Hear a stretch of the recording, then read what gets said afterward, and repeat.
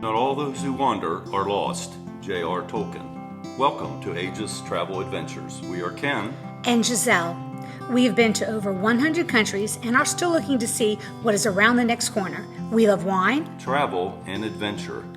Listen to our podcast where we share the fun of the magical places, people, and cultures that have touched our lives. Aegis, Aegis, travel, travel, adventures. adventure. Happy New Year. This is Aegis Travel Adventures. This is Ken. and this is Gisele. And we're going to do podcast number 24 today. And this will be the second half of our Antarctic expedition trip we did in the fall. So we'd like to talk to you a little bit about the second half, but more explicitly, the things we saw while we were there, things we did, and then everybody The experience asked on the ship. experience on the ship, and then everybody asked about the Drake Passage, and that would be the direction the ship took on the way back. When we went down there, we went over to Falklands, South Georgia Island, which was southeast, and then we cut back to Antarctica, and we missed a lot, or missed the Drake Passage. So we did go straight up north through the Drake Passage to Ushuaia on the way back, and we'll talk about that. Some of the trips that you may take if you go to Antarctica, they don't do the Falkland Islands, South Georgia Islands. They do basically Drake Passage up and Drake Passage back. So it's just a little bit of difference of how the ship or how the cruise that you choose to go on. So we went on we mentioned before, we went on the Viking Octavianus, I can never pronounce it. And it took us, again, that circuitous route, and we went around, and then we ended up, in Antarctica. And it was our choice. There's two expedition ships. The Polaris is the other one with Viking. And we went on the first trip of the year. So it would be late spring down there, although, late fall for us up here in the Northern Hemisphere. And it was a longer trip, and the main reason is because the migratory animals at that time of the year, late spring, may or may not be in Antarctica, or masses of them may not be there. So they're definitely in the Falklands, they're definitely on South Georgia, and when we did get to the peninsula, Antarctic Peninsula, the Ross Ice Shelf that sticks up towards South America, there were penguins which stay year-round, and there were some that didn't, and there were some seals there which don't stay year-round. But there was not the masses of animals that we saw, particularly on South Georgia Island, and that was because it was still spring or late spring, and they hadn't migrated yet. So just a note, yes, the Viking does do an early and I believe a late trip where they, at the end of the season, where they go to Falklands, South Georgia. But during the main part of the season, instead of a 19-day trip, they do a 14-day trip, which is Ushuaia to Antarctica and back directly through the Drake Passage.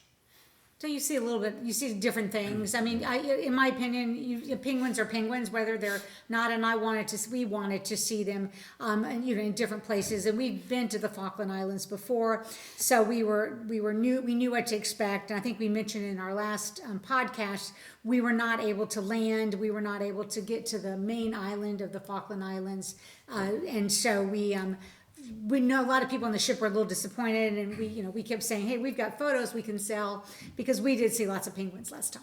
So anyway, but the ship is amazing. I mentioned that before, as far as your comfort levels and all that kind of good stuff. It really is a remarkable experience. And there's 260 people roughly on the ship, passengers, and a lot of crew, because they got not just the serving crew, and then the captain and all the mates and that. They also have all the expedition people. So the ratio of crew to passengers is very high, and that's not something we've experienced on other ships. Although I will say the higher end ships, the ratio is better, or more crew to passengers. than on not to mention the names of them, but the lower priced excursion ships, cruise lines. And one thing about these ships that are designed, the ones that we're talking about, Viking, they're specifically designed for this area of the world. So they're set up so if you get motion sickness and things like that, they're have stabilizers and stuff not to basically not to rock the boat, and it makes it a very smooth sailing.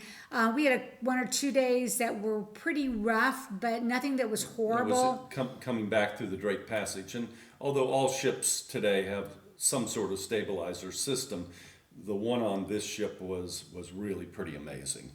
And it's like over the top compared to what we'd experienced before to keep the ship as stable as possible. And these ships do in the summer, our summer, Northern Hemisphere summer, they do go back and forth, between the Arctic and the Antarctic. So Northern Hemisphere winter, that's the summer in Antarctica, and vice versa, Arctic, they do the summer up there. That's next on our list. Yeah, and you think, well, there's not much to see up there, but as you start to look at the itinerary on the Arctic, there is a lot to see, and then Polar bears. and and they do and whales and different animals than are in the south. No penguins though. You don't see polar bears in Antarctica, just let you know, because that was one of the first things that they mentioned in our every day.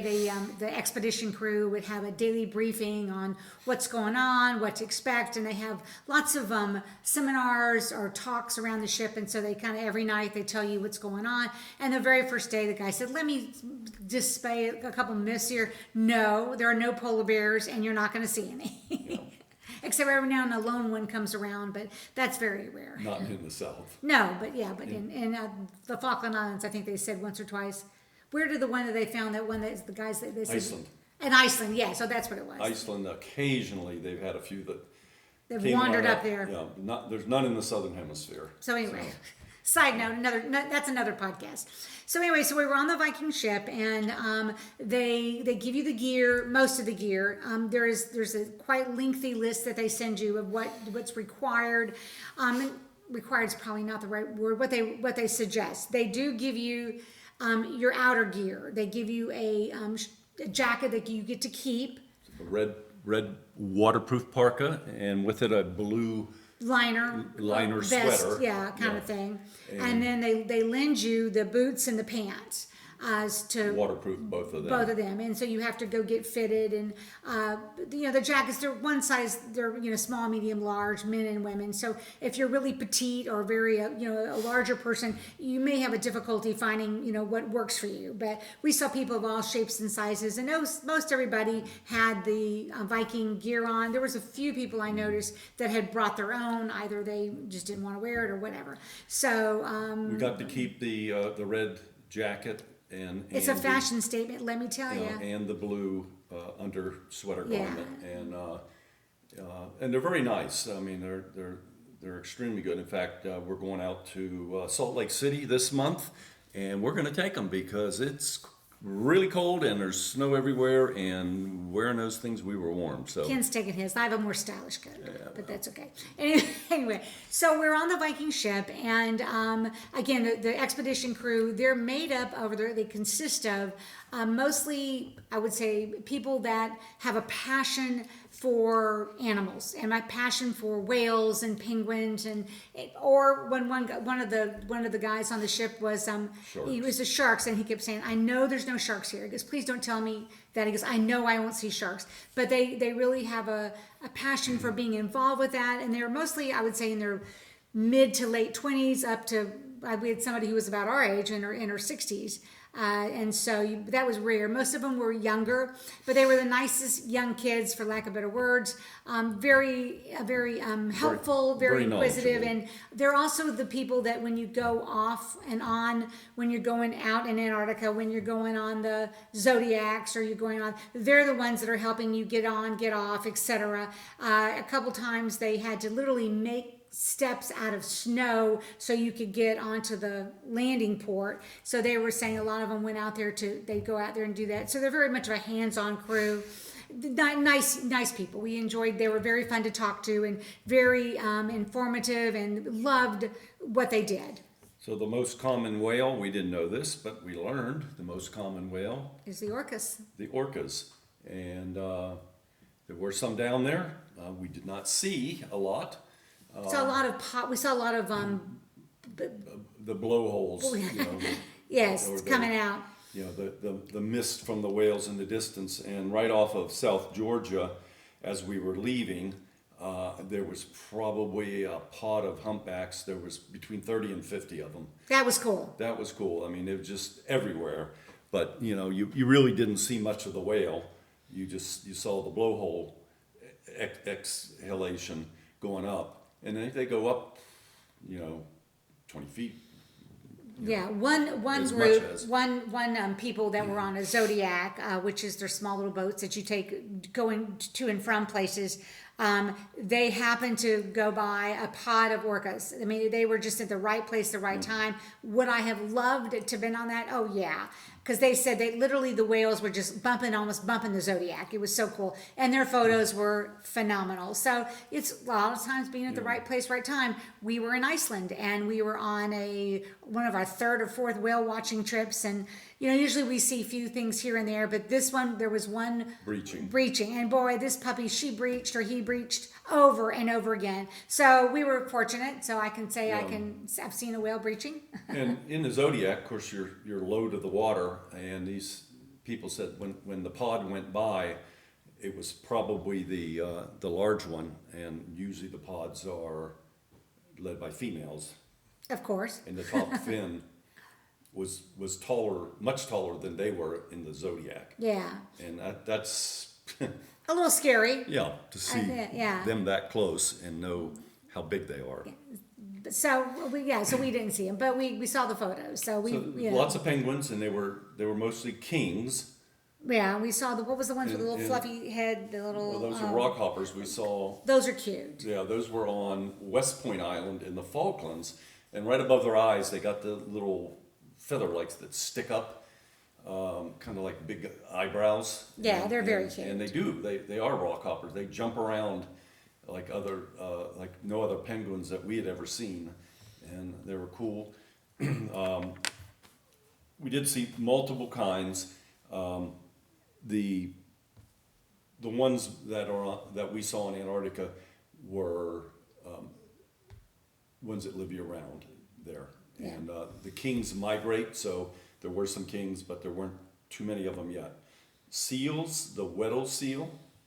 We saw a few of those. So, and there were some seals, but not a whole lot because it's early season. And they come and the areas that they breed and have their babies. So too much snow is not a good thing.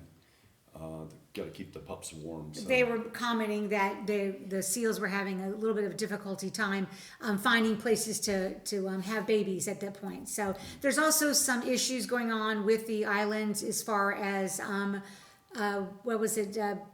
Not a disease or where they kept having to check all of our shoes and things like that because they want to make sure you're not bringing any foreign items in there because unfortunately they've had some mass deaths of animals because they're not exactly sure. So Antarctica is taking there's some bird flus going around. Bird flu, that's the word I'm looking for. And some other influenza types that affect seals.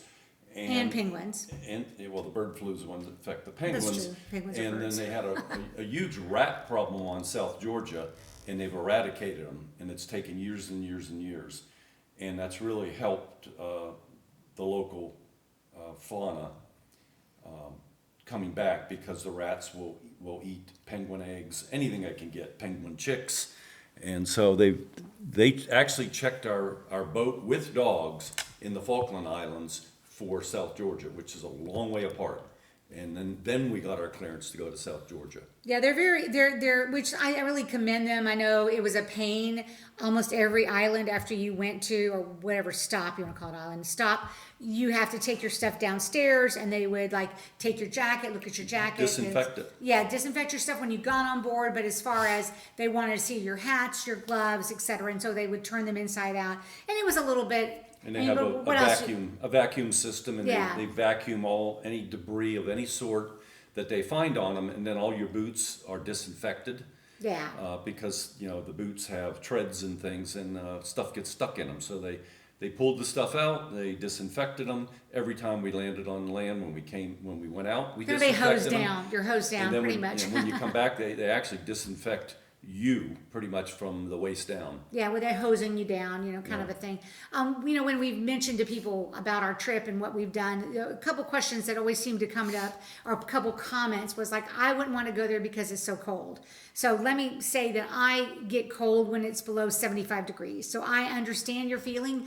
However, the gear that they give you and the stuff that I purchased and brought with us, I was never at a point that I thought I was going to be miserable. So there was only one day that maybe 2 days that got really, really, really cold, that we were on the island on our excursion for the day. I kept thinking, I'm a little cold, but for the most part, you feel the weather, but it's not miserable. And then when you're walking around on the ship, you're just walking laps and stuff. And so we walked out many a morning. We would walk around and just look at the icebergs. I mean, the coolest thing that I thought about this, besides the animals and etc., was waking up in the morning and looking at your Nordic balcony, which all of them have. It's basically a waist high balcony, if you will, maybe a little taller. The window goes up and down, Yeah. so you can't open it, but it's not a balcony you walk out on. Yeah, but to wake up in the morning and have that, and then look at those amazing, icebergs of all shapes and all sizes, it's just really phenomenal. So that was one thing that I really enjoyed about the trip. We also did one day, Ken and I got brave, and we went out into the hot tub with. While it was snowing. While it was snowing, so we were the only ones in there. It was an outside hot tub. The hot tub itself was lovely, but getting to the hot tub, which you have to walk outside maybe, 15 feet at that at the most. It's a little chilly because you're in your swimsuit, but we did that, and that was fun to sit out there for a while. We were the only ones there, so they have two of them around on the ship, and it's fun to do that. So the ship, when you're not doing your excursions, is full of really good restaurants, really nice. The library in the ship is phenomenal. They have every book on the Antarctica and Arctic and historic and the expeditions that you ever want to read, and you don't have to check in, check out. You just pull the one you want and read it. Even in your room, they have some books for you. So they've got an extensive library. The food is delish on all the places. So we enjoyed the whole trip tremendously. The trip back through the Drake Passage, and that's the feared sailing part of the world. It can be the roughest of any part. Wasn't so bad. They told us it'd be rough, so I put a patch on, and Gisele took some meds. And the next day, we just looked at each other and kind of laughed and said, that wasn't so bad. I took the patch off, and we didn't take any more meds. Yeah, we were bouncing around and rolling a bit, but it wasn't bad. We don't typically get seasick, but I would always advise you to bring a patch or medicine just in case, because it really can get bad. Icebergs, it was amazing the amount of icebergs and the size of them. In fact, there's been one that broke off an ice shelf a couple years ago, and because it's so big, like the size of a city, it was grounded in Antarctica and couldn't get free. And during some storm this past year, it broke free, and it's out drifting in the South Atlantic, and it's like the size of a city. And at night, when we were moving in the ship to the next location, they had twin spotlights in the front, and that was pretty cool to watch. And watch them, navigate. And they had sonar, radar for the big icebergs, and they could identify those and steer away from them. No Titanic here. Far in advance. But for the littler ones, they were harder to pick up on there, and they didn't really want to hit them. So they had the spotlights out, and we never felt really any thuds or anything. We heard a crunching a few times. Yeah, so we're like, oh, okay. Yeah, but they're very small. The Drake Passage is cool, but I mean it's all water. There's no islands It to snowed. see. It snowed a couple times coming back, and That was a little eerie. yeah. And I say it was rough, but it wasn't horribly rough. I mean, and we didn't get sick. They wouldn't let you go outside when it's snowing or when it's a little rough. Yeah. They borrow the doors. And so, and there's, again, usually on a lot of ships, when you think you're going to have rough weather, you go on the stairs, you'll see they have at the end of it, they have little baggies in case you happen to get sick. They didn't have those on this ship, which I thought was interesting. So I guess they presumed if you're going to sick, you're going to go do it in your room. So one of the things we did, that we talked about the animals and the icebergs, and believe me, there are icebergs everywhere once you get to a certain point. And pretty much from South Georgia and down, we saw icebergs everywhere.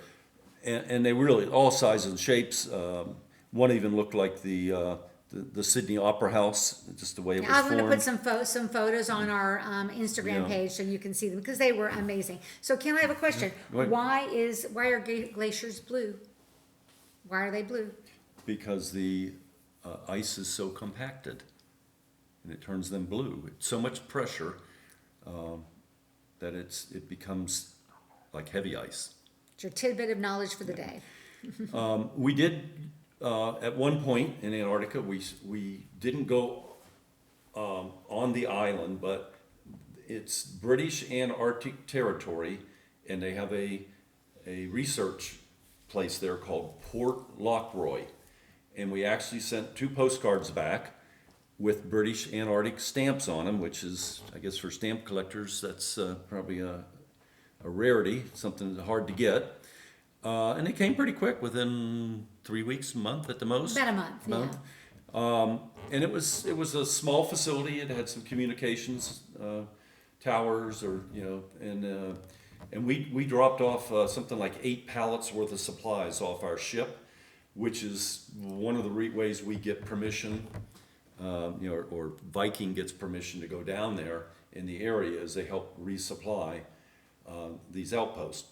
So there's something like 12 or 14 claims to Antarctica, but because there's a treaty that was enacted over 50 years ago, and it was a 50-year treaty, it's just been renewed a few years ago. People have research stations, but they can't mine or take advantage of it in any other way. So it's just for research. And there are several of them down there, but people have made claims to it should the treaty ever expire, and so on and so forth. And there's about 12 or 14 countries that have claims at this point. So that's another interesting tidbit. Once we got back to Ushuaia, which was our starting point, we had a side trip the next morning. We got back late in the day, and it was the sky was really beautiful as the sun set. We got pictures of that too. We can put on Instagram, but it was really pretty spectacular. Next morning, we went to the Parque Nacional Tierra del Fuego, and there's a miniature train or a short track. What do you call width-wise that you can take from outside the park into the park. Unfortunately, it wasn't running the day we went, and our tour didn't include it anyway, so we went by coach.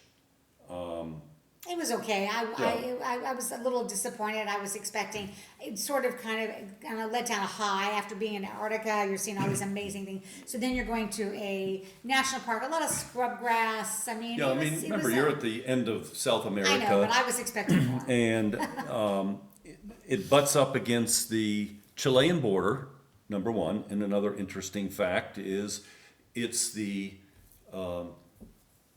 start of the Trans-America Highway. Okay, That didn't runs know all that. the way up to Canada, and I think it ends in Canada. Well, that would be a road trip. And people have done it, and so it's the start of it's right there, and they had a marker, and that was interesting. A lot of native history in the area. And they had a lot of trails and things, glaciers in the distance and so on. Interesting, freshwater lakes in there and saltwater, I don't call them fjords, but inlets.